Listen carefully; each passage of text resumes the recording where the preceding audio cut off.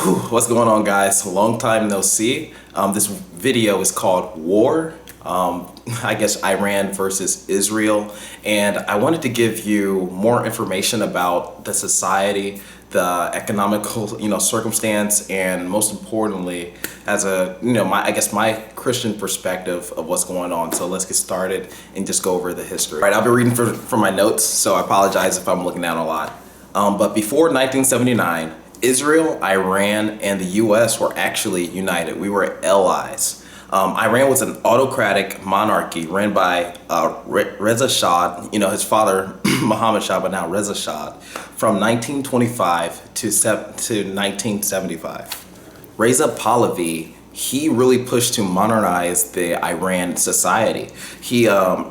For women's social rights and also for their economical status as well. And so some of the things he expanded for women specifically was the right to vote in 1963. He also required women no longer to have to wear the hijab or get beat for wearing the hijab, 70 lashes of a blow. He also gave women the right to seek higher education where they were, where they can go to modern universities. Before 1960, women made up only 10% of college students. After 1960, they made up over 40% of students.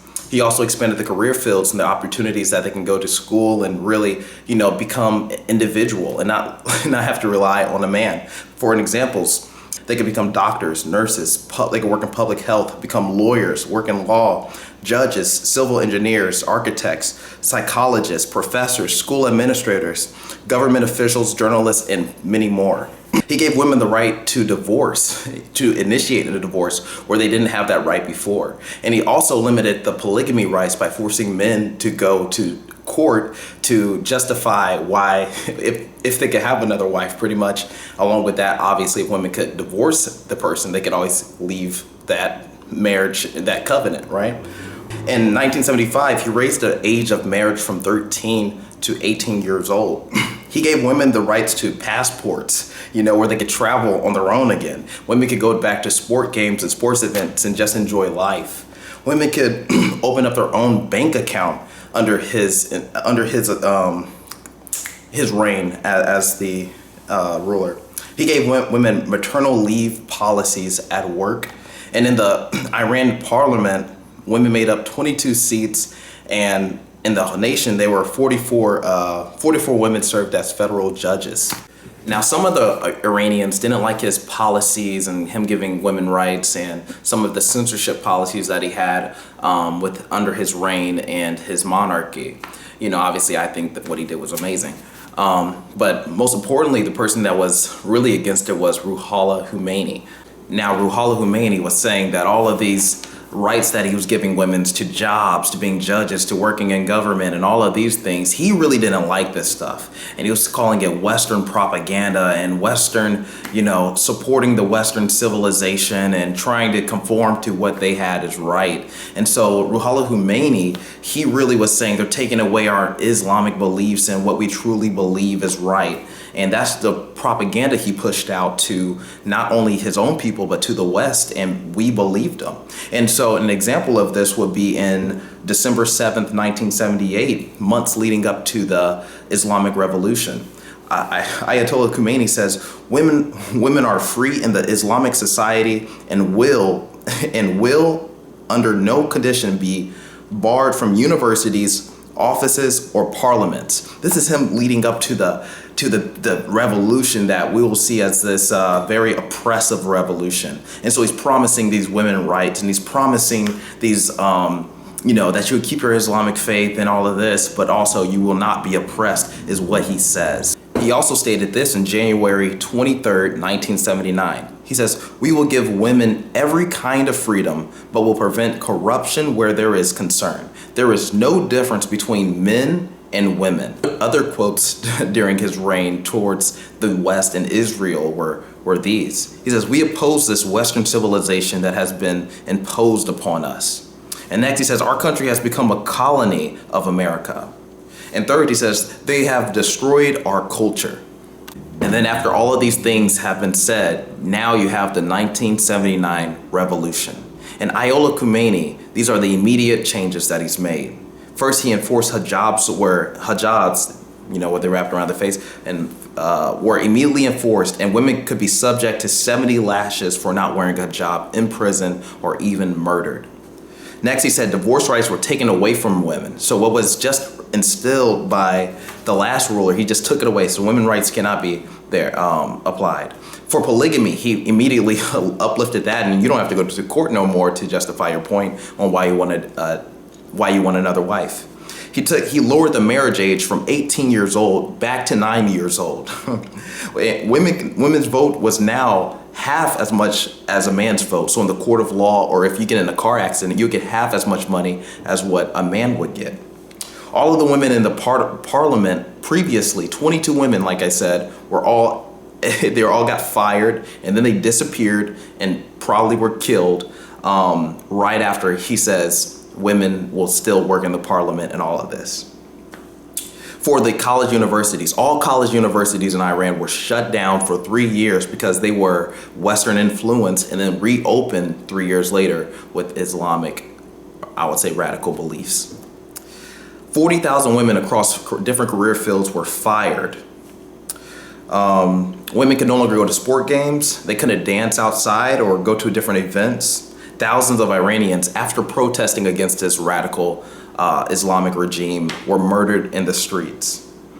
And following that, they had public executions held on TVs and radios, just to show the public what the reign was really about, and that we're not taking no nonsense. And this is where the crazy oppressive regime that we call the 1979 revolution started. Now I'm going to refer to him as like the Ayatollah, because that's what we're still referring to him today. This is the Islamic regime, so just want you guys to be clear with that. Now, Ayatollah Khomeini called Israel the little Satan and America the great Satan. In February 11th, 1980, he says, "We shall export our revolution to the whole world until the cry, 'There is no God but Allah,' resounds over the whole world. There will be struggle." You see, he wants to enforce this radical idea across the whole world, across different nations, and this is exactly what his goal is. The Ayatollah Khomeini supported terrorist groups inside Lebanon, like the Palestinian Liberation Organization, or the PLO, who thought Israel didn't deserve to exist.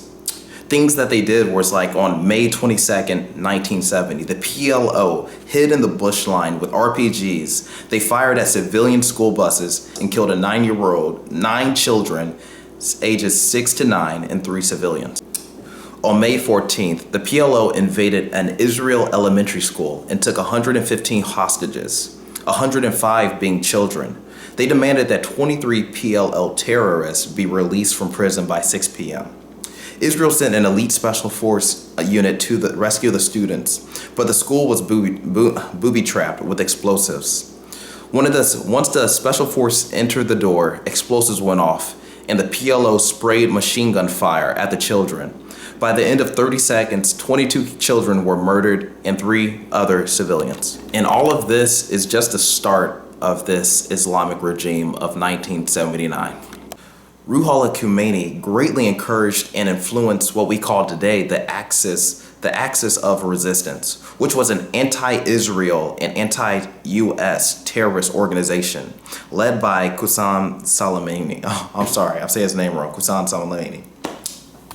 Inside of the group of the Axis of Resistance, you had Hezbollah, Hamas, Islamic Jihad, and others. These groups were known for committing gang rape on women, children, and men before execution, and committing all different types of torture. Israel police have over 60,000 videos and over 1,500 testimonies documented as of October 7th, 2023. And so now you might be asking, like, what has Israel been doing to them, or what has Israel been, what's been going on in Israel? Why have they been attacking them, and how has Israel responded to all of this? Like I told you at the beginning of the video, Israel, Iran, and US were allies until the revolution, this radical Islamic revolution happened. So Israel was chilling. To be honest, the state of Israel was established May 14th, 1948, 3 years after World War II, where Hitler was trying to eradicate the Jews. From 1948 to 1953, 700,000 Jews immigrated back to Israel. Second, Israel has been attempting to make peace multiple times throughout the decades, from 1960 up until today. Some examples of this is in 1967, after Israel was attacked and then they captured the Sinai Peninsula, they offered to give it back to the Arab leaders and also Golden Heights, just so they can live in peace. But of course, they rejected. The response was no peace with Israel, no recognition of Israel, and no negotiation with Israel. Another peace treaty was attempted to make. May 17th, 1983, the Lebanon peace treaty, after the terrorist groups were attacking them from Lebanon. But once again, it was rejected by Syria because Syria was backed by Iran that didn't believe that Israel needs to exist. In 1993, Israel even made a massive risky deal to bring back the PLO, or the Palestine Liberation Organization, the known terrorist group I was telling you about earlier, back from exile to Palestine for peace. But since Hamas rejected the deal because Palestine and Hamas, they're both working together. They sent suicide bombers into Israel and blew up buses with civilians inside after the attempted peace treaty was made. But this is by far the most generous deal that Israel offered the surrounding nations, or the terrorist nations. In 2000, Israel, on July 11th, 2000, called Camp David Summit, Israel Prime Minister Ehud Barak offered the Palestinian nation 100% of the Gaza Strip and 92% of the West Bank, led by Yasser Arafat, or the PLO leader, like I tell you, the terrorist leader. Keep in mind, Israel at this point had a population of 6.3 million people, while Palestine only had a population of 3.2 million people. That's half as much as what Israel has. And Yasser, the PLO leader, rejected the offer. Now, at this rate, if you guys can't see that, Israel has tried and attempted everything possible to make peace with the surrounding Islamic nations, or the radical Islamic nations that keep attacking them. We're going to skip to the present day and age, and just for time. So after Ruhollah Khomeini died of cancer June 3rd, 1989, his successor Ayatollah Ali Khomeini followed in his ways. Obviously, he was just assassinated by President Trump, but we're going to keep this story going. So he kept an oppressive regime with murdering anyone who protested against the regime, with internet blockouts and torturing in the prisons. An example of this would be Bloody November. In 2019 November, now known as Bloody November, the Iran government randomly announced gas prices will rise 200%.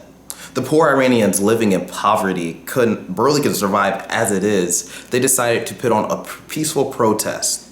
But Iran's security forces opened fire on civilians from rooftops, killing over 1,500 people. Another devastating day would be on September 30th, 2022. It's called Bloody Friday. On September 30th, 2022, a poor 15-year-old girl named Maho was raped by a colonel in the security forces of the Islamic regime.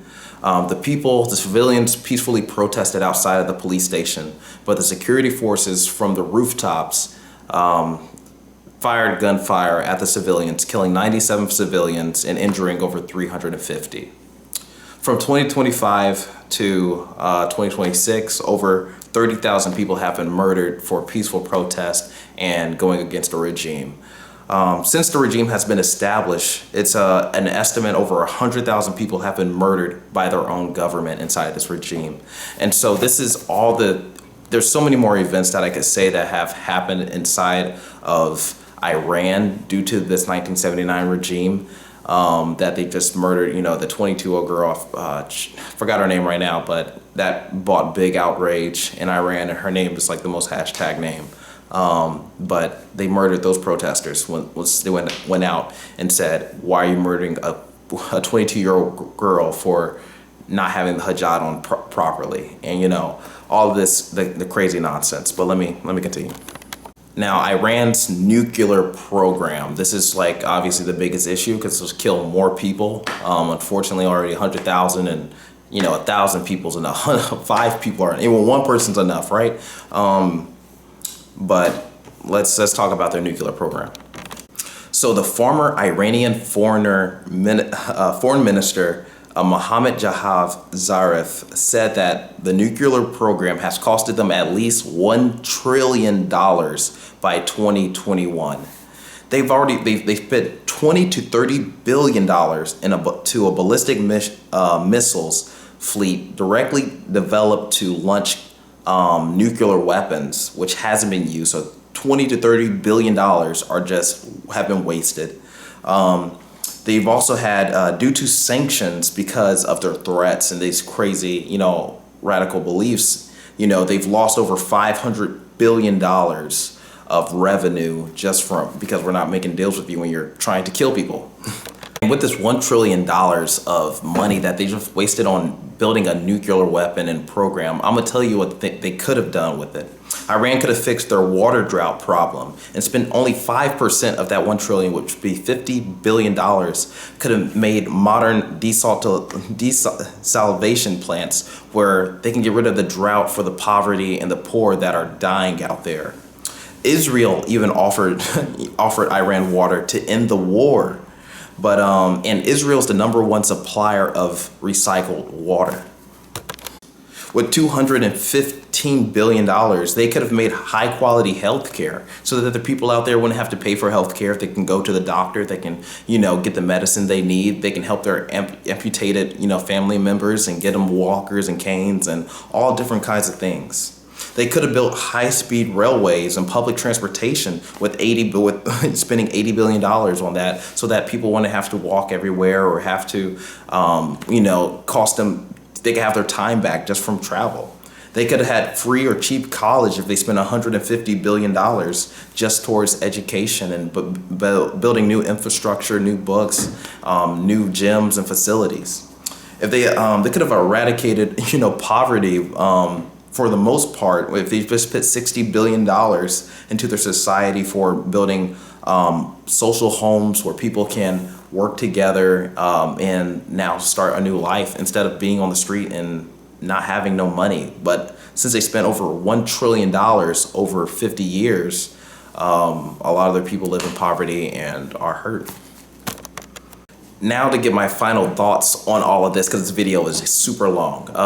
So my final thoughts are, it's good that we're trying to eradicate this regime. I thought it was going to happen a lot quicker. Unfortunately, people inside of the country are unfortunately for the regime. Some of them are, but a lot of people are not, and they're against the regime.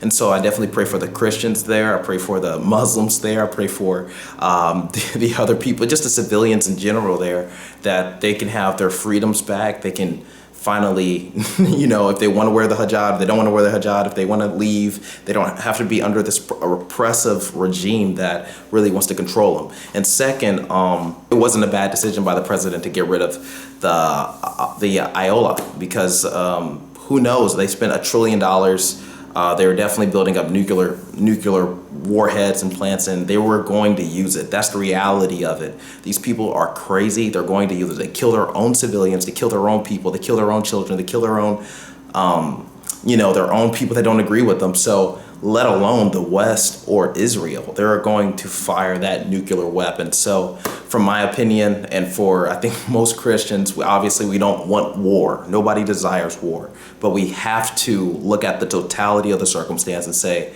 is this an effective way to end the war early? Or do we wait, another 10 years and watch a nuke take out millions, And so I think this is a good way to liberate the people, the women especially, the children as well.